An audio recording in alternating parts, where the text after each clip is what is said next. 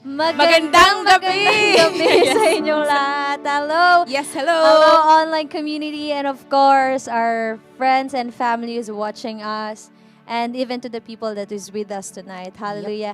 Merry Christmas. Yes, Merry Christmas! Yes, Hi, Merry Christmas! Merry everyone. Christmas! I hope that you're feeling the season right now. And tonight, as we celebrate this Christmas season, of course, we will remember why we are celebrating this, and that is because we celebrate because of Christ's birth, how He reached out for us, and of course, He is the true reason, the true meaning why we celebrate Christmas. Amen. So let's sing praises to Him. Hallelujah.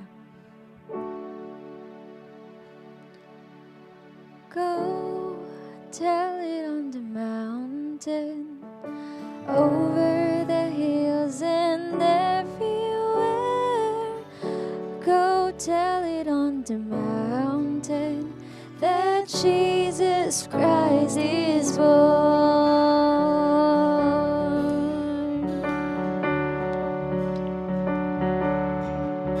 And while shepherds kept their watching o'er silent flocks by night, behold, throughout the heavens there shone a holy light.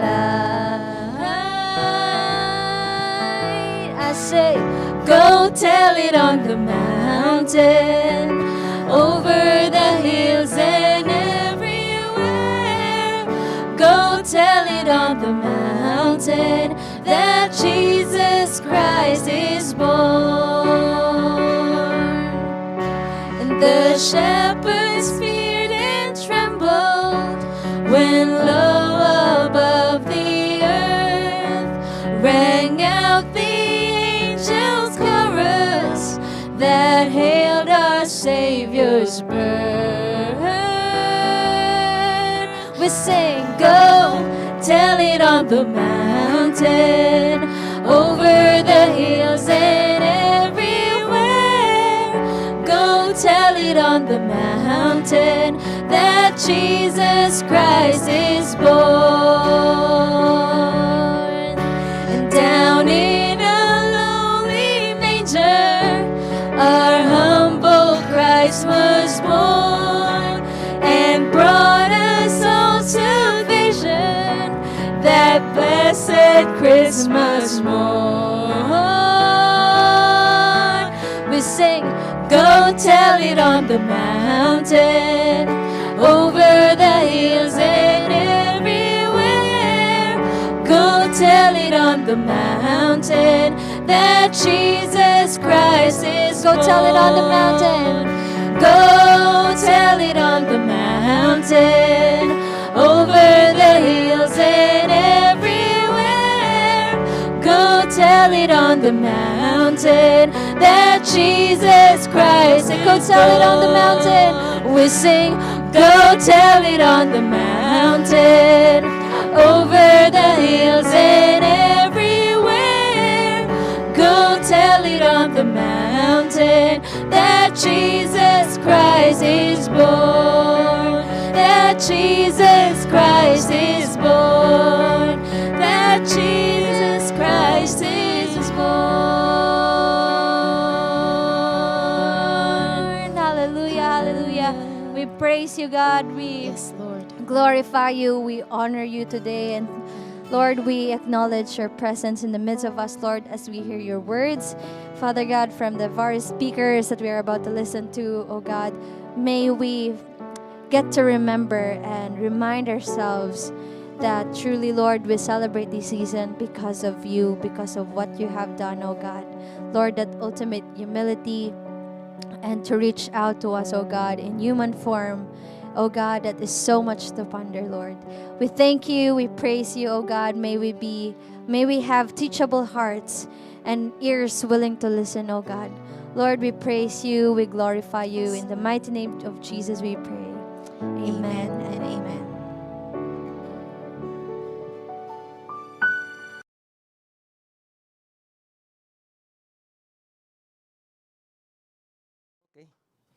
Okay, magandang gabi po sa inyong lahat.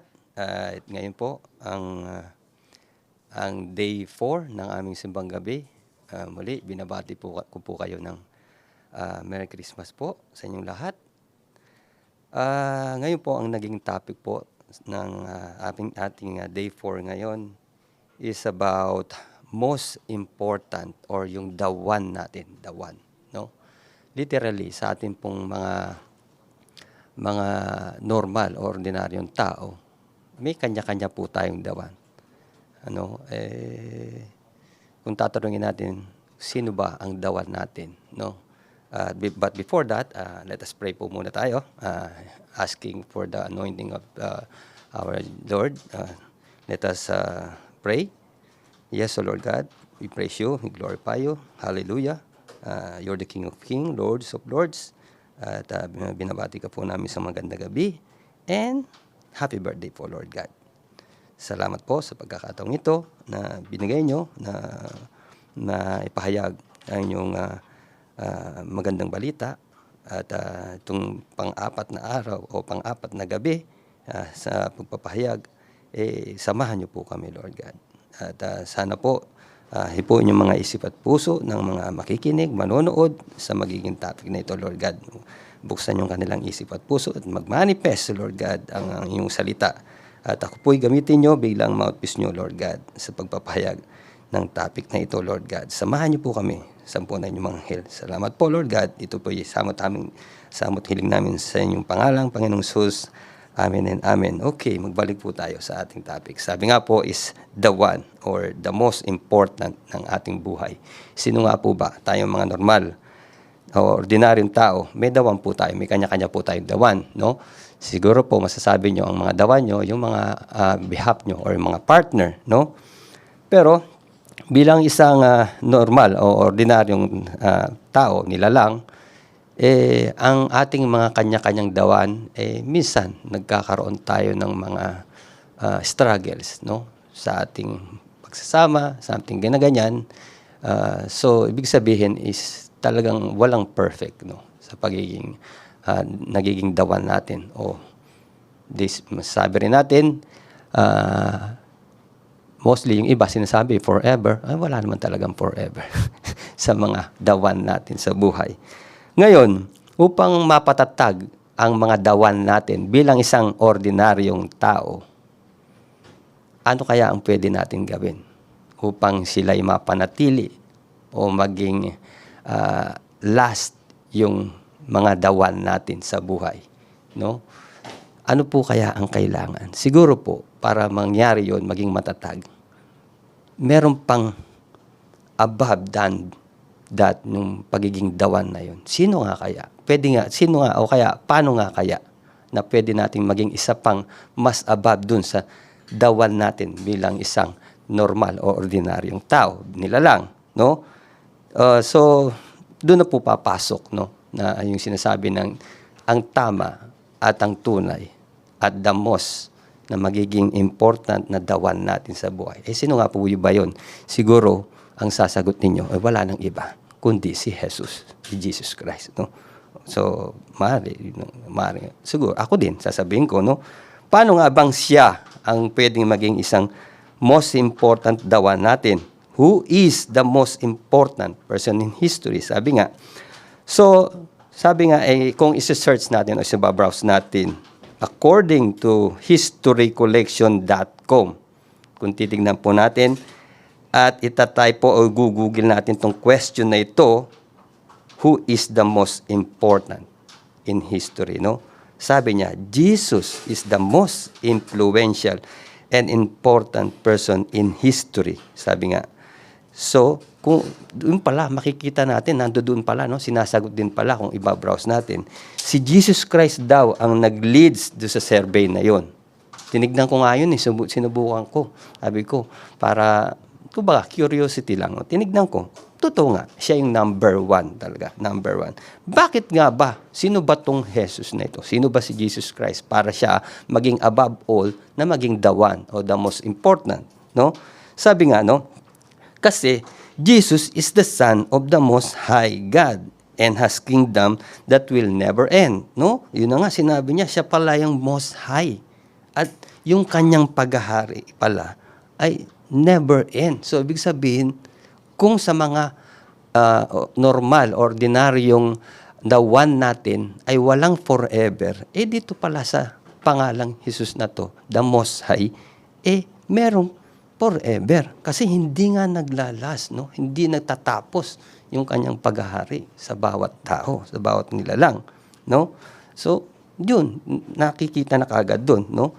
Ngayon, maraming pinatunay na siya ang Son of the Most High at siya rin ay naghahari na walang katapusan. So, bakit nga ba important, no? Why it is important? Ito ang pinaka-big question. Why it is important? Bakit siya ba yung talagang above na magiging the one o most important sa ating buhay, no? Bakit nga kaya? Sino nga kaya itong Jesus na ito, no? Ano nga kaya ang taglay niya, no? Kailangan talaga ipatunay natin na talagang siya ba talaga ang nararapat, no? Maging important.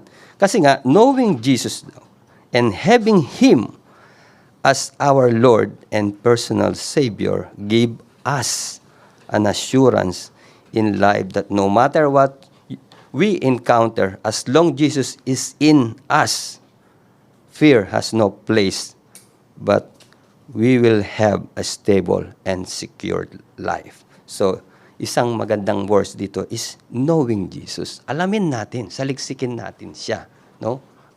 Hanapin natin kasi makikita natin lahat ng mga bagay na yun para masabing o mapatutunayan natin siya lang talaga ang the one at magiging most important, no?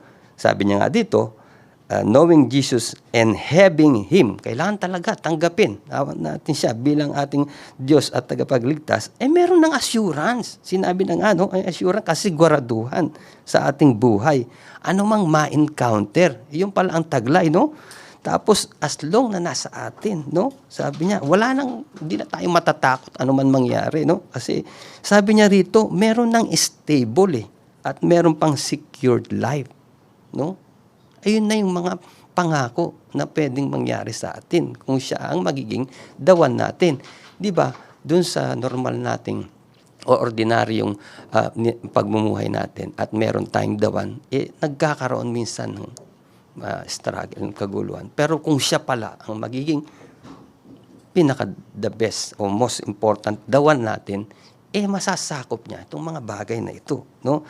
Ngayon, ang power text po natin ngayon is papatunay po natin na galing po sa book of Luke, chapter 1, verses of 31 to 33. Ito nga po yung sinasabi na ipapakita natin na kung sino nga ba itong si Jesus, no? Na kung bakit siya ang pwedeng maging dawan natin. Sabi niya rito, sinabi ng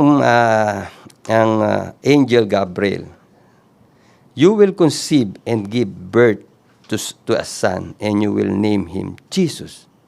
Sabi niya kay Mary, no? Sa verse 31. So, sabi niya, ito ang mangyayari, no? Tatawagin mo na pangalang Jesus. Sino nga ba yan? Ipapanak mo yan. Bakit Jesus? Ano bang taglay niya talaga? Sabi niya rito, He will be very great and will be called the Son of the Most High. The Lord God will give him the throne of his ancestor David, and he will reign over Israel forever. His kingdom will never end. Again, no? Inulit na naman. Paano nga ba yun? Ito, mga katagang sinasabi na pagpapatunay na kung sino itong Jesus na ito. He will be very great. So, hindi lang basta great. Great among the great. High among the highest. And Lord among the lords. And King among the kings. Siya ay hindi lang great, very great talaga. Ano pang meron? Siya raw ay will be called the Son of the Most High. No? Talagang hindi lang basta kung ano, basta Most High talaga. At sinabi rin dito na the Lord God will give him the throne of his ancestor David and he will reign. No? Talagang tatayo siya at talagang ano niyang lahat. And his kingdom will never end. Muli, ang kanyang paghahari ay walang katapusan. No? So, ito, isa sa mga na sinasabi na talagang siya ang karapat-dapat na pwede ang maging most important dawan ng ating buhay. Ngayon, meron pa rito, kung babasahin pa natin at dun sa Luke chapter 1 verse 26, kung bubuin pa natin itong mga kontekstong ito na parang patunay na kung sino nga ba talaga at bang taglay at kung sino yung mga ginamit para pagpapatunay na siya ang the Most High. Dun sa verse 26 sinasabi, in the 6th month of Elizabeth's pregnancy, God sent the angel Gabriel to Nazareth, a village in Galilee, to a virgin named Mary. She was engaged to be married to a man named Joseph, a descendant of King David. Gabriel appeared to her and said, "Greeting, a favored woman. The Lord is with you." So, sabi nga rito sa mga verses na nabasa natin, unang-una, nung sa panahon na yun, yung pinsan pala niyang si Elizabeth 6 months nang nagdadalang tao rin, na dinalaw niya at ang kanyang ay pinagbubuntis ay ipinangalan na si John the Baptist, na siya naman ang nauna para siya maganda, prepare the way of coming of Jesus Christ. Okay, sabi nga rito, God sent Angel Gabriel. Sined na nga niya, pinadala niya kay Virgin Mary, para sabihin kung ano yung mangyayari. Biro mo, pinili si Mary, isang favored woman. Tapos sabi pa, sumasa kanya ang Panginoon. So, ibig sabihin, yung kanyang dadalin ay napaka-importante. Talagang magiging dawan ng maraming tao. Kasi nga, yung ipapanganak niya na ipinangalang Jesus ay siyang magliligtas at maghahari sa kanino man sa sangkatauhan. So sabi niya rito, pinili si Mary bilang isang favored woman. Pwede rin bang mangyari sa atin yun? Because dahil siya ang naging dawan natin. Siguro, pwede naman, Wala namang magiging imposible sa ating Panginoong Sus. Ngayon po, kung itutuloy natin, sa verse 29 sinabi, confused and disturbed, Mary tried to think what the angel could mean. Ano nga ba yun? Naguguluhan. Kung tayo'y pagsasabihan ng anghel na ganito, ano ba yung sinasabi nitong anghel na ito, ng taong ito, Don't be afraid, Mary, the angel told her, for you have found favor with God. You will conceive and give birth to a son, and you will name him Jesus. He will be very great and will be called the Son of the Most High. The Lord God will give him the throne of his ancestor David, and he will reign over Israel forever. His kingdom will never end. Katulad nga po nun, nabanggit ko na kanina. Sabi niya rito, sinabi ng Angel Gabriel, huwag kang matakot. Don't be afraid. Huwag kang mag-alala, sabi ng angel, Kasi kalugod-lugod ka. Pinili ka ng Lord para ipagbuntis o dalhin itong dawan na ito na pinangalang Jesus. Sabi niya, huwag kang ma-confuse, sabi niya. So, kumbaga, binibigyan siya ng kalakasan ng kalooban na kung ano man ang nag-aagam-agam. Kasi sa ating mga normal na tao, karaniwan to karaniwan. But si Mary, kakaiba, kaya siyang napili. Pwede naman piliin ang ibang tao. Bakit nga ba siyang pinili? Kasi nga, favored woman siya, Sumasa kanya ang Panginoon. Pwede rin naman, sa pamamagitan ng history din ni Mary, pwede rin naman natin magaya o pwede rin tayong maging favored, kung tayo magpapakabursigi. Katulad nga nung mga unang nasabi natin kanina is alamin natin ang Panginoong Jesus at tanggapin na siya ang tagapagligtas. Mangyayari, may assurance talaga, mangyayari, pwede rin sa atin ito. Ngayon, sa pagpapatuloy, sabi niya, Mary asked the angels, but how can this happen? I am a virgin. Paano nga bang mangyayari? Di ba sa mga normal, ordinaryong tao, kailangan merong makakaniig na isang kapartner para mabuntis o magkaroon ng anak sa kanyang tiyan. Ba't siya ay isang virgin? Paano nga mangyayari yun? Ngayon, sinagot ng angel, sabi niya, the angel replied, the Holy Spirit will come upon you, and the power of the Most High will overshadow you, so the baby to be born will be holy, and he will be called the Son of God. So, yun na nga po, no? Sa pag-agam-agam sa tanong ni Mary, sinagot siya ng angel, no? Na ang kanyang ipagbubuntis at ipanganganak ay magiging siya ay isang baby to be born will be holy. Holy, no? Talagang holy. Talagang siya ay most high. In example nga rito, no, sa verse 36, what's more, your relative Elizabeth has become pregnant in her old age. People used to say she was barren, but she has conceived a son and is now in her 6th month. For the word of God will never fail. Kita mo ngayon kung gaano gumalaw ang Diyos, ang ating Panginoon. Si Elizabeth, matanda na, barren pa. Pero, nag-conceive pa rin. Kasi nga, ayan ay plano ng Lord ng lahat ng bagay. Kasi nga siya ang the one nga no? Siya ang most important talaga, no? Kaya nga dito pinapatunay kung gaano siya ka-importante talaga. At lahat ng bagay ay magagawa niya. Kaya nga sabi niya sa verse 37, for the word of God will never fail. Nothing is possible talaga. Kaya nga, lahat ng bagay pwedeng mangyari. Kaya nga doon sa katanungan ni Mary, kung paano mangyayari, lulukuban siya ng banal na espiritu. Paano? Galing, no? Lulukuban siya, tapos bigla na siyang mabubuntis. Something different. Talagang kahanga-hanga. Talagang hiwaga, no? Ganon talaga ang kahiwaga. Na para maging siya ang maging dawan ng buhay natin, no? Ngayon, sabi nga rito, consider these familiar words. He will reign over the house of Jacob. Oh, sabi nga pala, before that, sabi niya sa verse 38, Mary responded, I am the Lord's servant. May everything you have said about me come true. And then the angel left her. So, ibig sabihin, pagkapaliwanag ng angel kay Mary, sinagot niya kagad, no? I am the Lord's servant. May everything you have said about me come true.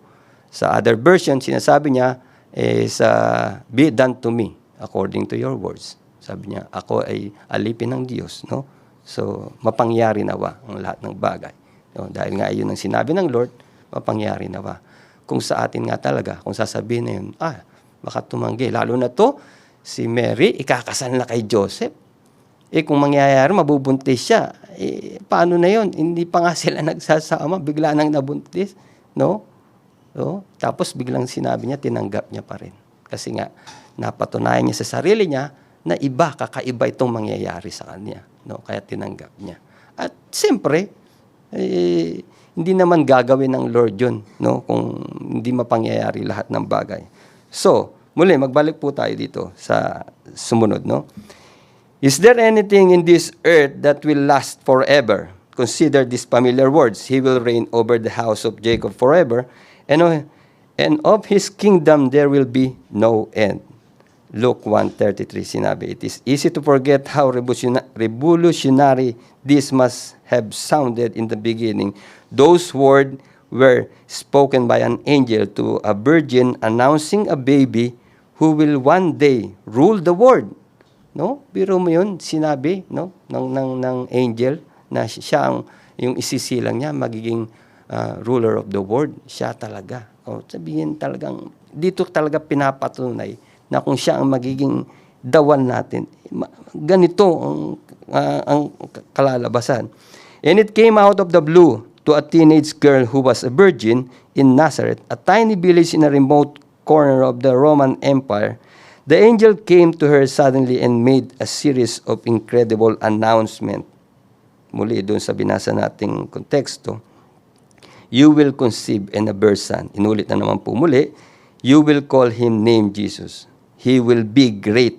He will be called the Son of the Most High. He will rule over the house of Jacob forever, and his kingdom will never end. Mapaulit-ulit na sinasabi upang ating maunawaan na siya ang nararapat na maging dawan. Mary could have asked a follow-up question about any of these things, but being both thoughtful and practical, she asked only about the first one. Who will this be, since I am a virgin? The answer was both direct and even more amazing. Kaya nga sabi niya doon, the Holy Spirit will come upon you. Ito yung sinabi ng angels. Dahil nga sa kanyang tanong, the power of the Most High will overshadow you. The child will be holy. Siya ay banal. Hindi man natin ma-reach yung pagiging banal niya. But, pwede naman natin i-desire. Kaya nga sinasabi rito, siya ay holy. He will be the Son of God. Son of God kasi nga, binaba siya sa lupa, nagkatawang tao, na katulad ng isang normal na isang mother na pinagbuntis, ipinanganak, kaya naging the Son, no?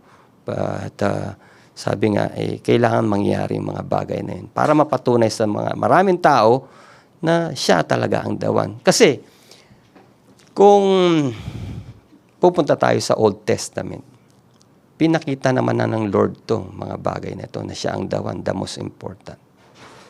Marami na siyang ginamit, no, ng mga propeta, kung sino-sino. But still, maraming tao pa rin ang hindi naniwala, naging matigas ang ulo, hard-headed. At nangyari na nga ang New Testament na kung sakali gagawin ng Lord, ang pour-up niya, bibigay niya sa sanlibutan, no, na kailangan maging malapitan, no, para maunawaan lalo ng tao at maintindihan na siya lang talagang pwedeng maging dawan. So, to be continue, sabi nga rito muli, the angel adds two other facts.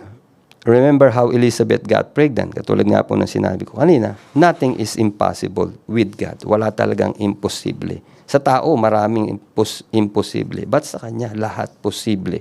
Even nga, katulad ng sinabi ko, si Elizabeth, isang barren, isang matanda, pero nagbuntis pa rin. Kasi yung ipapanganak niya, may purpose dito sa lupa, sanlibutan. Even si Mary, na ginawa rin na yan, linukuban ng banal na espiritu para magbuntis at manganak at ipanganak ang the Most High, no? The God, Son of the Most High. And sabi nga rito, given this overwhelming information, it is all to Mary's credit that she responded by saying, I am the servant of the Lord, let it be to me according to your word. So, di ba? Kung hindi sinagot kaya ni Mary, no? Imagine natin, kung hindi kaya sinagot ni Mary na mangyayari, ano kaya ang mangyayari sa atin? Sa panahon natin ngayon at noon pa. Ano kaya ang mangyayari? Kung sinabi niya, ayoko. No? Kasi nga, kung iisipin niya yung pagiging humanity niya bilang isang nilalang, kasi maapektuhan yung pagpapakasal niya kay Joseph. Kasi pag nalaman ng maraming tao, parang sasabihin nila na may ginawang hindi maganda o mysterious si Mary. Dahil kasi hindi pa nga sila nagsasama, magdadalang tao na siya. Pero napakagaling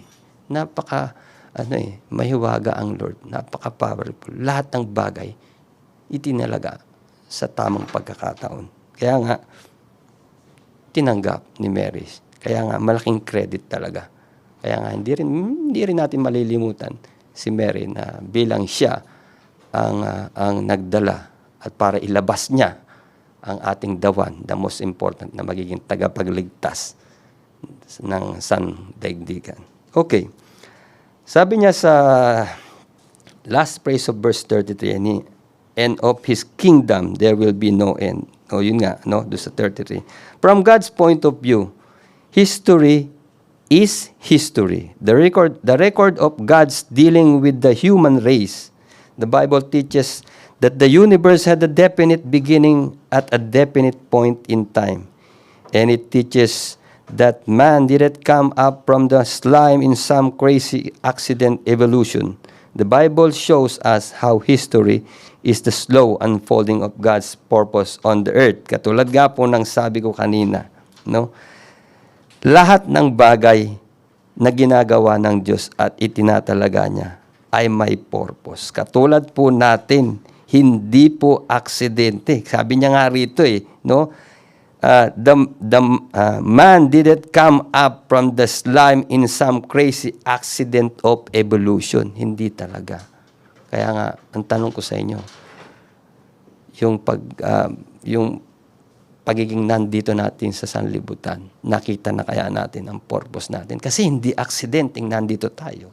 No, nandito sa sanlibutan. Yan nga, isang malaki pang question natin, hindi, yung iba, hindi pa nila nasasagot. Dahil kasi, hindi pa nila nakikita kung ano ba, kung bakit nandito sila sa sanlibutan. Ano ba talaga ang purpose? No? Awa ng Diyos, ako marami nang na-experience at nakita ko naman na yung purpose. Kaso hindi ko masyadong sineryoso. Pero sa ngayon, eto na po tayo. Andito sa inyong harapan. Ito yung binibigay at pinapakita. Na walang sawang hindi ako binitawan ng Lord para makita ko mas lalo pa ang aking purpose. Kasi nga, sinasabi na nga rito, no? Hindi accident ang nandito tayo sa sanlibutan. Okay.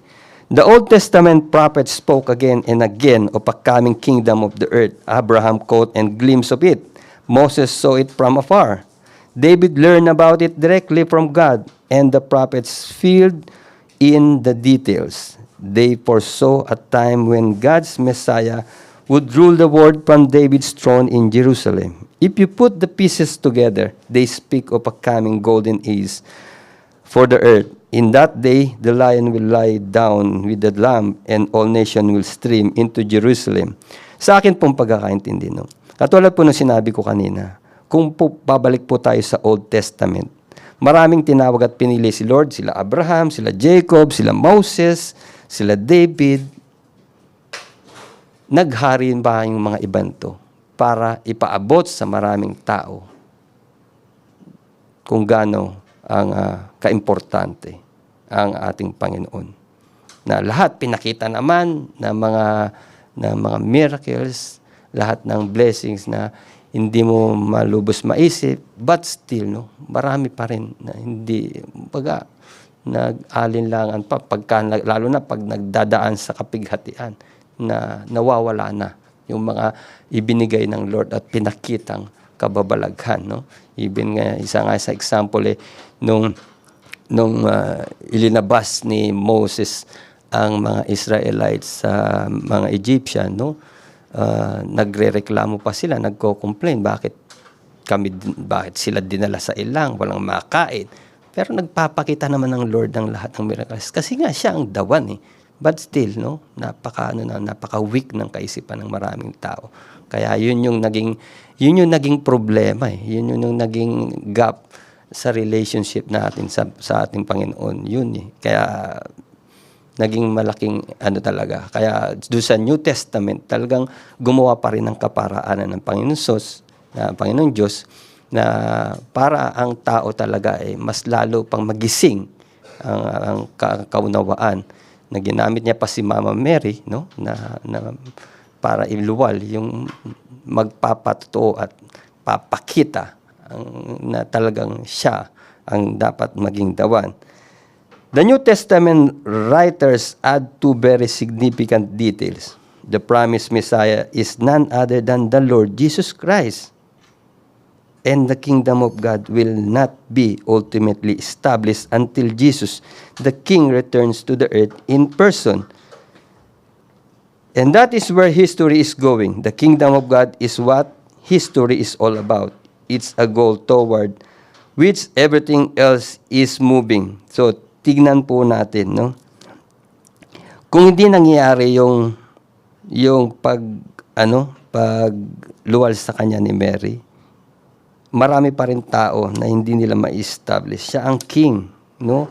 But, ewan ko lang, no? Sa ating panahon ngayon, lalo na lumipas ang pandemic, marami pa rin hindi masyadong nagpadala sa mga pangyayari sa mundo, no? At di nila nakita yung dawan na kung siya ang nag-create ng mundo. Bakit tayo mag-worry kahit anumang viruses and pandemic na dumating? Gawin lang naman natin yung dapat at nararapat. Alamin natin siya, tanggapin, as personal and Savior, wala nang sa atin, wala nang place sa atin ang pag-iisip pa and worry. Kasi nga stable Sabi nga doon sa una nating nabanggit, stable and secure sa Kanya. Hindi napansin ng maraming tao. Nangyari pa yung pandemic, magkaroon pa ng sinasabing mga lockdown, kung ano-ano klase pang MECQ, hanggang umabot na kung saan anong letter pa ng ECQ na yan. Pero hindi pa rin minsan naunawaan ng maraming tao. Dahil kasi nga, lack of knowledge at yung pa rin ang pinaggingibabaw nila. Siguro, dahil nga doon sa sinasabing ibinigay ng Lord sa atin na free will, doon po talaga nagkaroon ng problema. Simula nung mag-commit ng sins ang ating mga ninuno, si Eva at Adan, yun nga, yung free will na ibinigay ng Lord, yun ang naging problema sa nila lang. No? Para yung relationship natin sa ating Panginoon, na dapat na siya lang ang maging dawan, nagkaroon ng gap talaga. Kaya until now, ito pa rin ang makikita natin sa ating kapaligiran. At mabuti naman, dahil sa maraming nagdarasal na sana matapos na itong nararanasan natin, nararamdaman naman po natin. Nagpapatunay lang na talagang mahal tayo ng Diyos. Nagpapatunay din na sana maunawaan natin na siya lang naman talaga ang the one. Okay, sa pagpapatuloy po natin. Sabi niya nga rito, katulad ng sabi ni Billy Graham and David Frost say that we celebrate His birthday each year at Christmas. Tunay naman, di ba? Sineselebrate natin bawat tao ang Christmas. Pero yung ibang sa kanilang kapaniwalaan, hindi nararapat sa kanila ito. Pero sa atin, bilang tayo mga Kristiyano at naniniwala, maraming way of celebrating this Christmas. Each year talaga ang kapanganakan ng ating Panginoong Hesus, ng ating tagapagligtas. Meron nga sinabi rito, sabi nga nila Billy Graham and David Frost, if our greatest deed had been education, God would have sent a teacher. Tunay nga naman, di ba? Kung kailangan natin ng edukasyon, nagtalaga siya ng mga teachers para matuto tayo. No? If our greatest need had been money, God would have sent a banker. No? Mga bangko. No? Pwede tayo mangutang, pero huwag naman. Kasi nga, mahirap mabaon sa utang. Hilingin na natin sa Lord kung sino yung pwede mag-provide. No? Pero literally, yun naman po talaga. No? Nag-create o naggawa ang Panginoon o nag-send ng mga ganun para meron tayong pagkuhanan. If our greatest need had been advice, God would have sent a counselor. No? Meron. Binigyan niya ng katalinuhan para mag-advise o mag-counsel sa lahat ng mga may pinagdadaanan. Di ba nga, kung may problema sa kaisipan, mga psychologists, at kung may problema sa marriage, meron nga yung mga counselor kung sino yung mamamagitan. No? Bakit kaya kailangan pa? No? Talagang tunay nga. Ang mga tao talaga ay maraming pwedeng maging difficulties. Kasi nga, kung tayo depende lang sa sarili natin, wala talagang mangyayari. Pero kung isinasanggunin natin lahat sa dawan natin, sa most important natin, lahat ng bagay talaga. Ngayon, meron the last thing na sinasabi, but since, lahat na ito, binigyan ng teacher, binigyan ng banker, binigyan ng counselor, but since our greatest need was forgiveness. Dahil nga, since nung Old Testament until New Testament, ang ating kasalanan, manang kasalanan, galing sa ating mga ninuno, taglay natin, kailangan pala natin, But since our greatest need was forgiveness, God sent a Savior. So muli, sino nga ba yun? Named Jesus, our Savior. Kaya nga, kinakailangan talaga natin siyang tanggapin bilang ating Diyos at tagapagligtas. His name is Jesus. He is Christ the Lord, the Son of God, who came from heaven to earth. no? Inutusan ang Anghel Gabriel, sinabihan si Mary, nagtanong si Mary, lulukuban ka ng banal na espiritu. At ikaw ay magbubuntis. Ipapangalan mong Jesus. Katulad nga ang sabi rito, name Jesus Christ, our Savior. Coming from heaven to earth. Di ba nga? Pinakita na nga yun sa New Testament. Talagang dinala siya rito sa lupa. No? John 3:16. No? Sinabi na nga, dinala na rito. Para talaga masalba ang matanggap natin ang forgiveness, victorious, no? Nag-victorious naman, no? Simula nga nung ibinigay ng ating Panginoong Hesus ang kanyang buhay. Kasi nga siya ang dawan Siya nga ang secured natin Siya magiging stable kapag sa kanya lang tayo, no? Kaso hindi naman basta ganun na lang. Kailangan ng tao, malaking utang na loob natin sa Lord Kaya nga kung titignan natin yung crucifix, di ba? Nakabayubay yung sarili niya.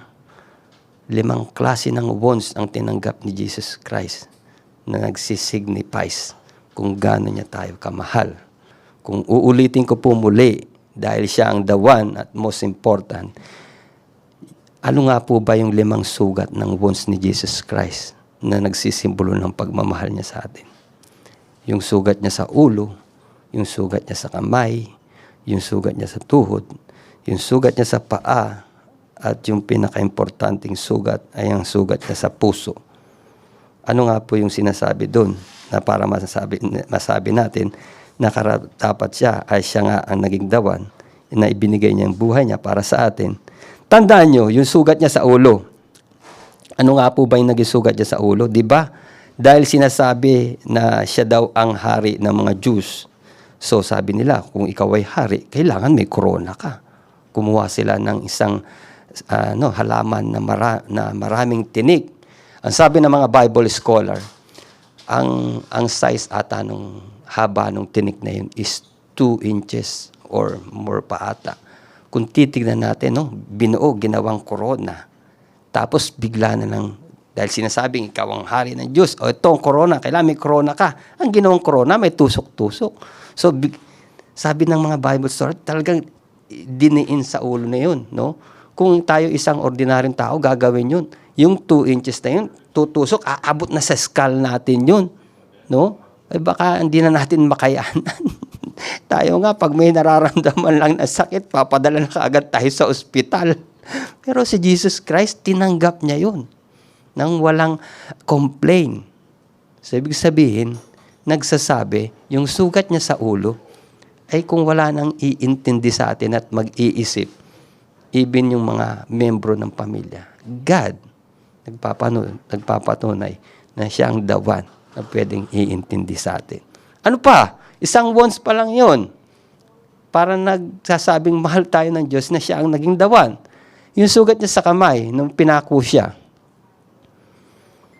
nagsisimbolo rin ng sugat na yon kung wala nang mag-helping hand sa atin. Magbibigay ng bukas palad. Dahil minsan, naging pasaway tayo, no? Utang tayo ng utang, hindi tayo nagbabayad. Tayo pa ang galit pag siningil, no? Pero, napatunayan, nalaman natin na kailangan natin baguhin, mag-transform. Pero hindi na naniniwala ang tao sa atin. May pag-asa pa rin. Yun nga yung sugat niya sa kamay.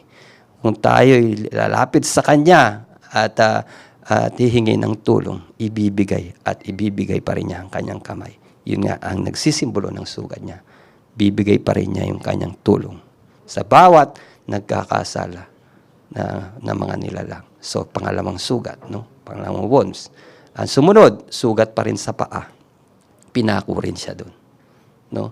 Kung mangyayari sa atin yun, kakatanggapin pa kaya natin yun, baka hindi na tayo mabubuhay. Ano nga po significant nung sugat sa paa? Kung hindi na natin kayang tumindig, weak, pagod, hirap na. Again, ang dawan pa rin natin ang gagawa nun. Kaya yung sugat niyang yun, nagsisimbolo nun. No? Yung sugat, yung pang-apat na sugat, yung sa tuhod. Sabi nga rin ng mga Bible scholar, nung binuhat niya ang krus hanggang sa bundok ng Kalbaryo, na siyang gagamitin pa para doon siya ipako, no? 3 beses siyang nag-fall, nadapa, dahil sa sobrang bigat. Sabi nga, yung ikatatlong fall niya, halos lumabas na yung buto, sabi ng mga Bible scholar. No? To think, bago mangyari yung pagpasan niya, tinorture na siya. No? Kung mapanood natin yung Passions of Christ, no? Yung mga hinahampas sa kanya, yung mga bowls, o kaya yung mga bakal na sa dulo nun may hook yun. Di ba? Pag tumama sa balat natin, pag hinugot, di sasama yung mga balat at yung laman natin. Ganun ka-torture.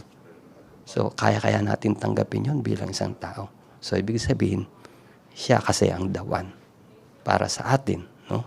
So, yun, yung pagdapa niya, dahil sa pagbuhat niya, kailangan niyang gawin yun no? Para sa atin, no? Napakalaki talaga ng utang na loob natin sa ating Panginoon. Kaya nararapat siya maging dawan natin. And the last thing, yung wounds, yung sa dibdib niya. Yun yung tinarak siya at yun ang kahuli-huli ng kanyang hininga na siyang kanyang kinamatay. Muli, kung yung sa dibdib, nandito yung part ng ating puso, no? Kung wala na pong magmamalas sa atin. Oo nga pala, yung ano pang significance ng pagkasugat do sa tuhod, no? Ibabalik tayo. Kung wala na pong magbibigay ng kapatawaran sa atin, no? Wala na dahil sa sobrang makasalanan natin. Even nga yung mga ex-convict, no? Pag alam ng ibang company na galing sa kulungan, ex-convict na, ayaw nang tanggapin. Samantalang ang tao na ito gusto nga nang magbago sinasabi nila, na ex-convict yan. So, anong mangyayari? Ayaw silang tanggapin. Di babalik uli sa pagiging nila. Kaya nawawalan tuloy sila ng chance para magbago. Kaya ang tao talaga, talaga. No?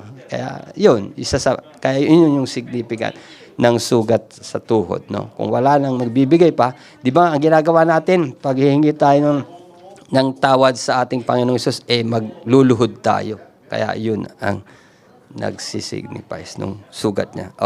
And muli, magbalik tayo sa sugat sa dibdib. Katulad ng sinabi ko kanina, kung sa tao walang forever, sa Diyos talaga, itong sugat niya sa puso, sa dibdib, na nagsasabing sa Kanya may forever. Hanggat, sabi niya nga yung kingdom niya that will never end nga So, ibig sabihin talagang hindi mawawala tayo sa kanyang puso. No? Yan ang simbolo ng pagmamahal niya sa bawat isa sa atin. Kaya uulitin ko, lagi ko sinasabi to kung minsan nagkakaroon ako ng chance na magsalita. Kahit pa ulit-ulit ko kasi talagang inano ko sa puso ko ito Yung sinasabing, kaya siya ang naging dawan ko kasi nalaman ko kung gaano niya tayo kamahal. Gaano nga ba niya tayo kamahal? Lagi kong sinasabi to. Sineshare ko sa iba. Gaano nga ba? Ganito lang ba kalaki ang pagmamahal ng Diyos sa atin? Hindi. Ganito ba? Hindi rin. Ganito ba? Hindi rin. Tingnan po natin yung crucifix. Sabi niya, ganito po kalaki, binigay niya yung kanyang buhay. Ganyan po. Ito, no, para sa atin, ang love niya. Number 1, unconditional.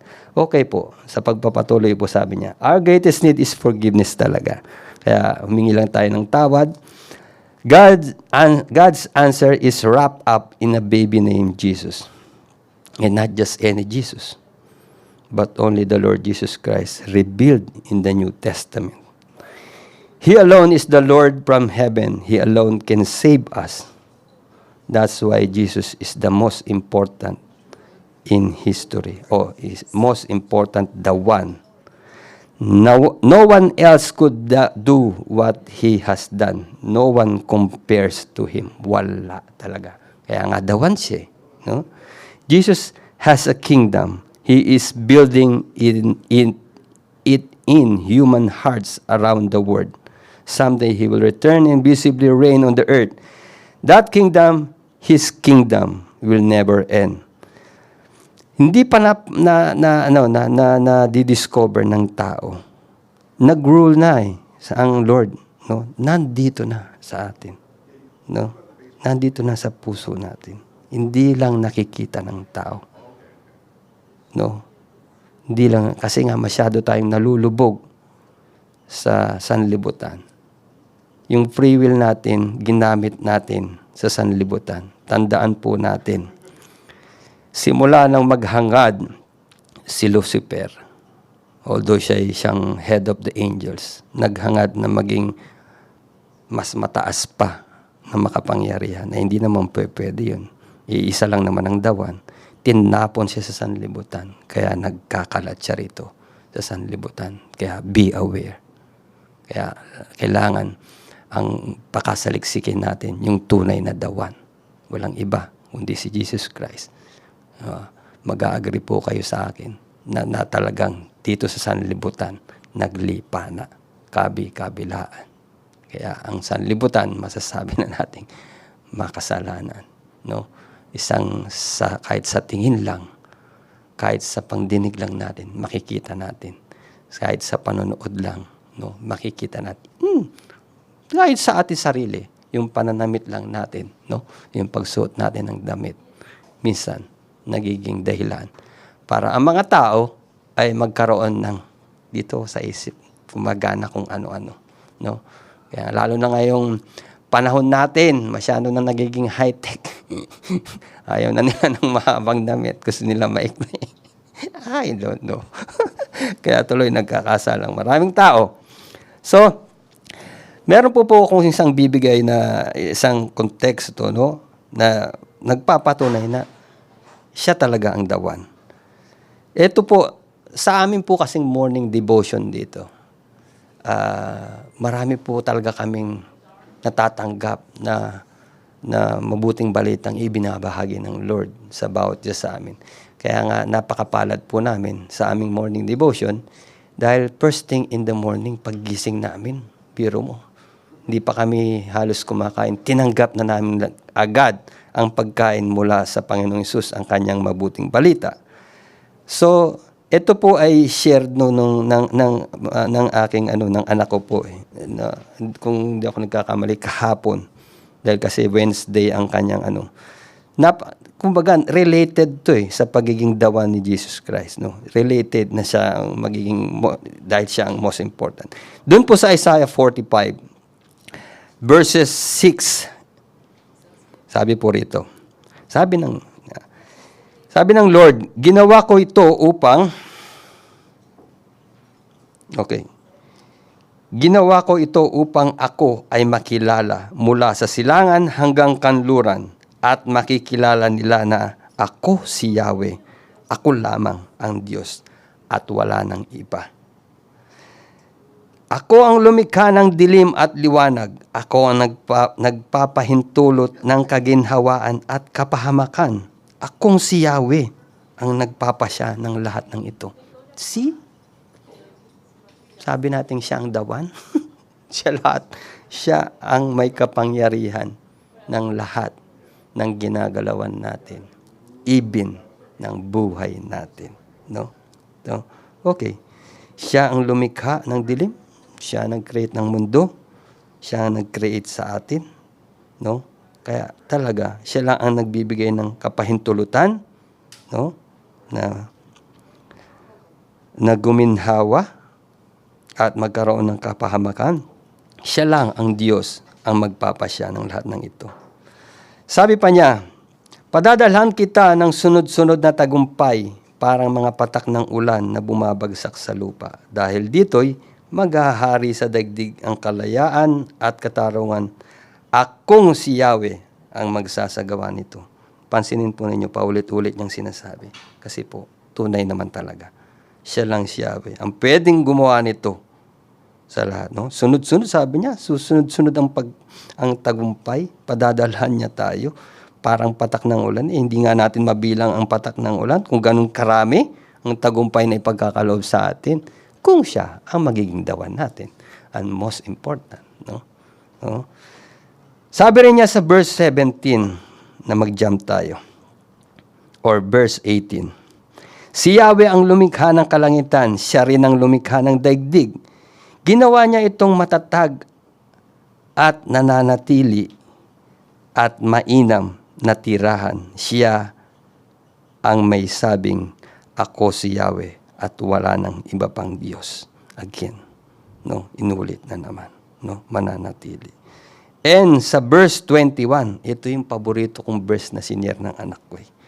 Kasi talagang dito maganda yung sinabi. Sabi niya sa verse 21, ipagtanggol ninyo ang inyong panig, magsanggunian kayo. Sino ang makakapagsabi ng mga bagay na magaganap? Sa palagay natin, meron bang makapagsasabi ng mga, oo, yung iba, naniniwala sa mga nanghuhula, no? Pinaniniwala nila na ganun ang mangyayari. Hula nga no? No? So, sino lang ba ang makapagsasabi ng mga bagay na magaganap? Hindi ba akong si Yahweh, ang Diyos na nagliligtas sa kanyang bayan? Tayo yun, mga bayan niya.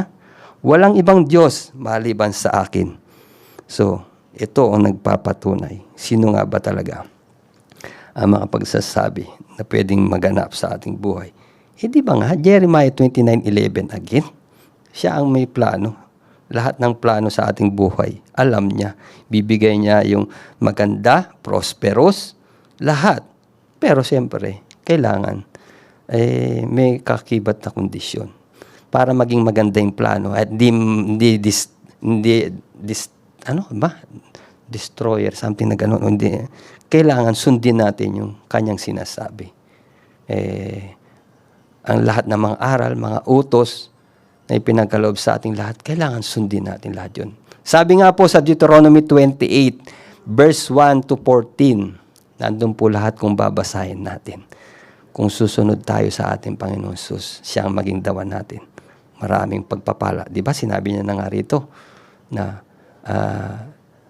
parang patak ng ulan ang tagumpay na matataranasan natin. No? So, siya lang, wala nang ibang Diyos.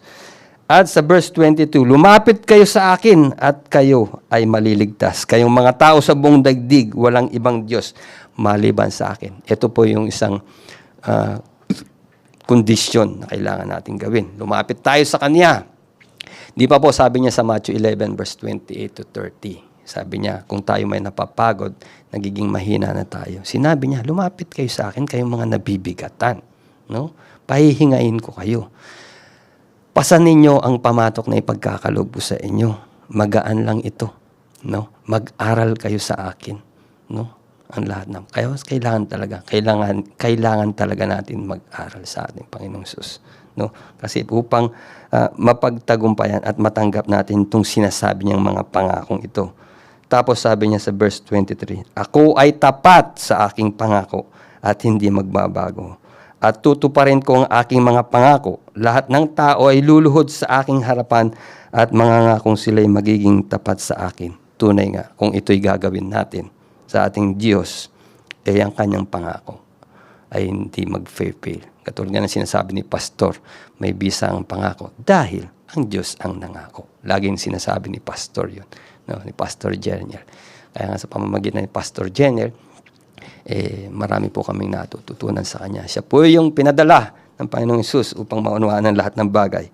So, sabi rin po niya,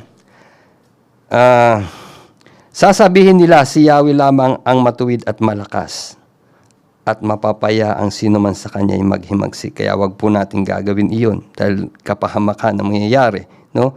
Akong si Yahweh ang magliligtas, magtatagumpay at magpupuri sa akin ang lahat ng nilalang. So, yun po. No?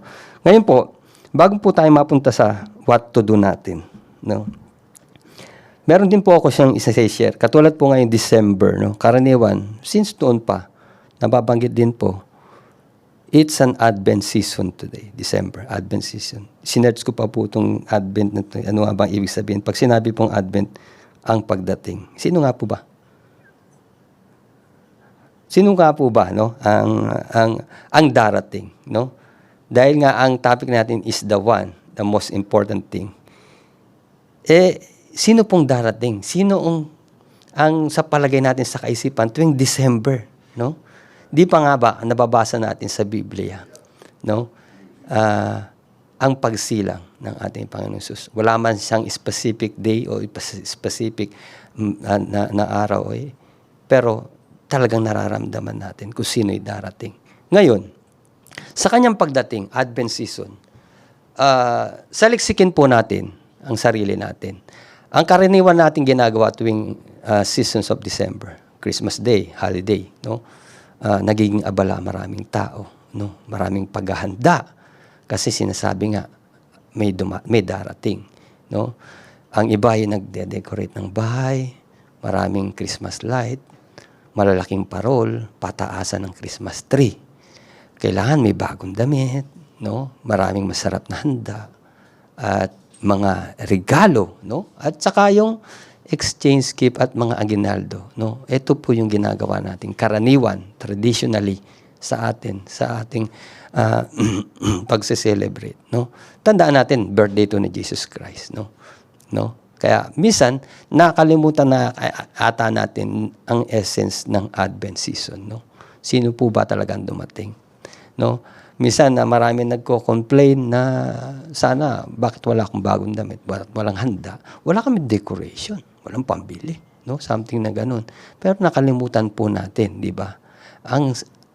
Nang isilang ang ating tagapagligtas, nasa simpleng lugar lang po. Doon po sa koral ng isang hayop, nasa dayami lang.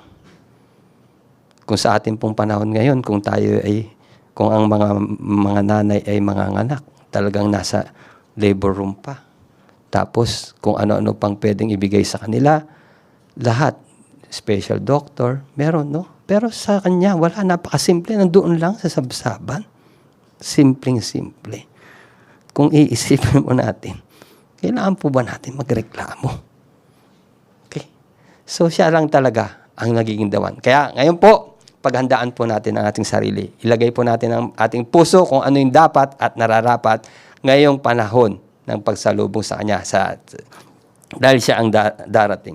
Sa ating pong what to do, accept the Savior who can save us. Let the King who has eternal kingdom come in your life. Sa ating pong closing, muli, Jesus is the most important. Siya po ang ating dawan. Ang kanyang kingdom that will never end. Kaya, sige na, siya na po ang gaming dawan po natin, no, sa ating buhay upang punong-puno tayo ng katagumpayan, no? So, yun lamang po ang iiwan ko sa inyo. Sana po siya ang maging dawan natin ngayon. Siya ang most important. Okay? So, at tayo pong manalangin bilang ating closing. Yes, so Lord God, maraming salamat po sa pagkakataong binigay niyo, Lord God. Tunay nga po, napakabuti niyo, no? Kanina po, nagkaroon kami ng medyo konting struggle na matuloy itong aming gagawin ito, Lord God. But still, napakabuti niyo, Panginoong Hesus. Ibinigay niyo. Tunay nga po, kasama po namin kayo. Isa na po itong magandang gift niyo sa akin, Lord God. Dahil ito yung salamat po, Lord. Salamat po. Salamat po. At buong puso po sa akin na ikaw po ang aking dawan. Dawan, Lord God. Salamat po muli. Salamat po. At sana po patuloy po kayong manifest. Dinadalahan ko pa rin po, Lord God, na sana po, Lord God, ay hiniling ko pa rin ng spiritual growth at patuloy yung gamitin. At sana po lahat ang nakapakinig, lahat ang nakapanood ng aming itong araw na ito, day 4 na ito, Lord God, ay malubos ang pagpapalat, biyaya sa kanila at mag-decide na ikaw na lang po ang magiging dawan, the most important dawan ng kanilang buhay. Second na lang po ang magiging dawan nila bilang ordinaryo o normal na tao. Upang sa gayon, mapanatili ang kanilang katatagan dahil ikaw ang naging dawan. Salamat po, Panginoong Hesus, at sana po maging matagumpay ang lahat ang pagseselebra ng aming ng kaarawan niyo po sa this month of December, oh Lord God. Salamat po, Lord. Salamat po, Jesus Christ. Muli, inihiling ko pa rin po, Lord God, ng lahat ng mga kasama ko nag-exhort, oh Lord God, ay gagamitin nyo at samahan nyo patnubayan, Lord God. At muli, Lord God, salamat po. Kayo na pong bahala, Lord God. At ang lahat po ng ito ay dinadalangin po namin sa iyong makapangyarihang pangalan. Panginoong Hesukristo, ikaw lamang po sapat na at marami pang pagpapala na aming Diyos at tagapagligtas. Amen and amen. Merry Christmas po sa inyong lahat. Amen. Salamat po. Thank you. Let us worship God.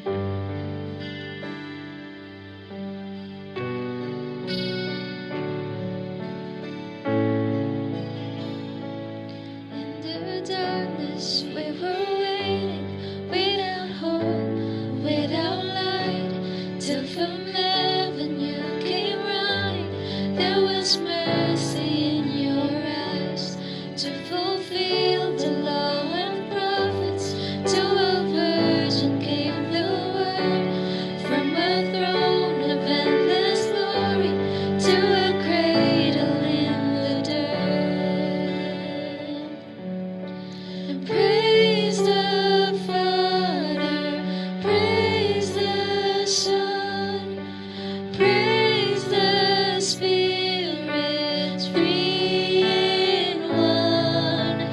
God of glory, majesty, praise forever to the King of Kings.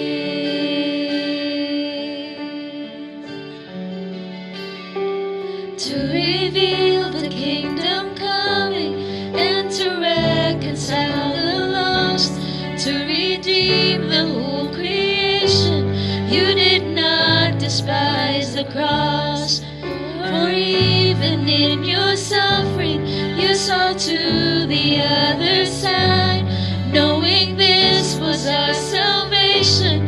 Jesus, for our sake you died.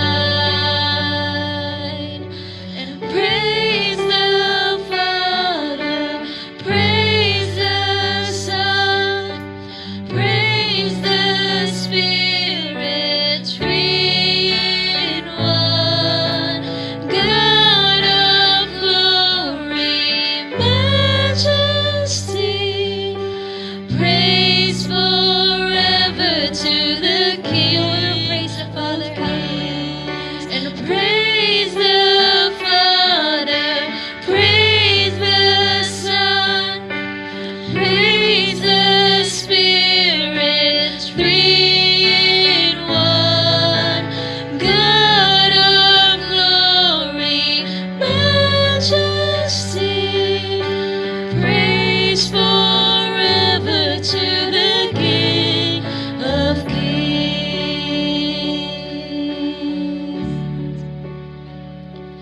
In the morning that you rose, all of heaven held its breath, till the stone was moved for good, for the Lamb had conquered death. And the dead rose from their tombs, and the angels stood in awe, for the souls of all who come to the Father are restored. And the church of Christ was born, then the Spirit lit the flame.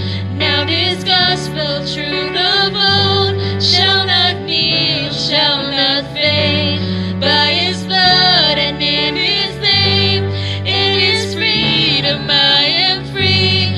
For the love of Jesus Christ, who has resurrected me.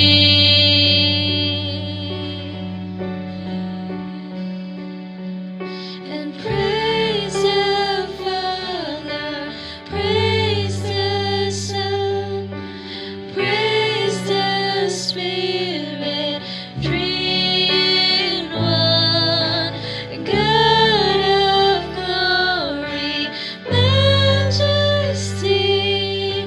praise forever to the King. So praise the Father and praise the Father.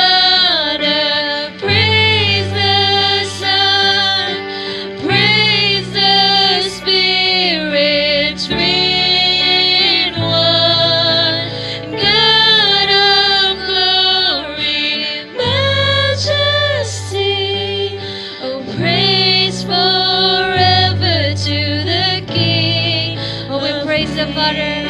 Oh, praise the Father. Praise the Son. Praise the Spirit. Three in one. God of glory, majesty. Praise forever to the King. Oh, praise forever. Praise forever to the King. Oh, praise forever. Praise forever to the King of Kings.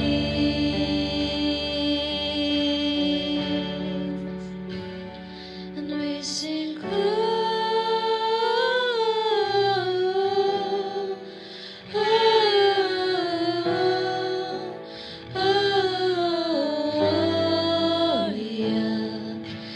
in excelsis Deo.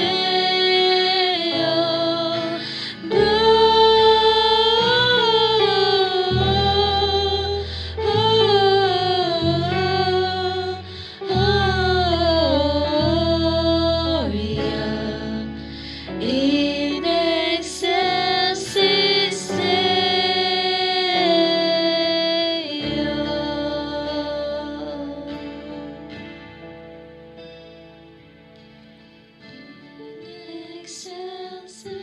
Deo. In excelsis Deo. In excelsis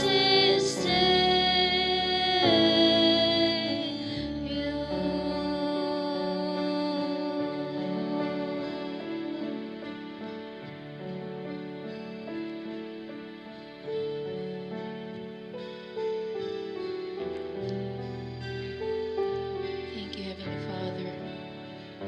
We praise you and we worship you. All glory, all honor, and praises be to you and you alone.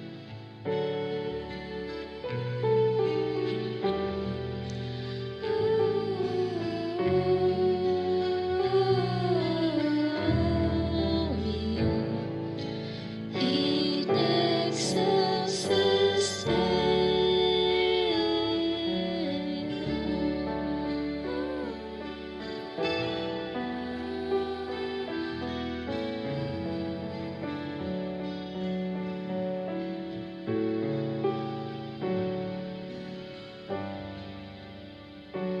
Hallelujah. Once again, magandang gabi po sa inyong lahat. Have a blessed evening.